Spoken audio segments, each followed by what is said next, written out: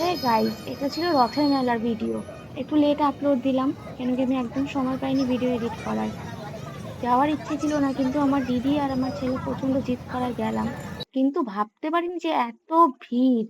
বাপরে বাপ, এত ভিড় জানলে আমি সত্যিই যেতাম না। এই যে মেলার ভেতরে ঢুকতে পারছি না, জাস্ট গেট থেকে ঢোকা যাচ্ছে না। ঢুকলাম, তারপরে এদিক ওদিক একটু ঘুরে মানে দম বন্ধকর পরিস্থিতি। মানে থাকা যাচ্ছে না, বাচ্চা কাচ্চা নিয়ে তো একদমই যাওয়া উচিত না এত ভিড়ের মধ্যে।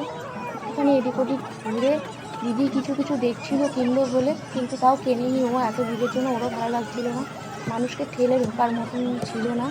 তো তারপরে এদিক ওদিক একটু ঘুরলাম। আর তারপরে বাসনের দোকানে গেছিল, মা কিছু দেখছিল। আর দিদি একটু ফুল কিনবে বলছিল, ফুল দেখছিল, কিন্তু তাও দিদির পছন্দ হয়নি, নেওয়া হয়নি।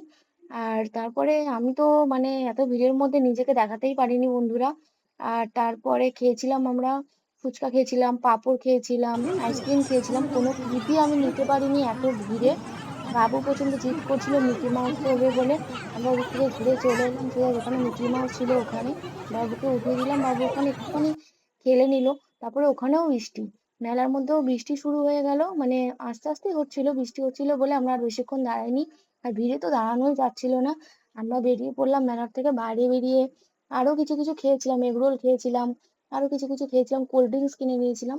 নিয়ে আমরা বাড়ি চলে এসেছিলাম। সত্যি কথা তোমাদের বলি, এত ভিড়ে ছোট বাচ্চা কাচ্চা নিয়ে একদম যেও না বন্ধুরা।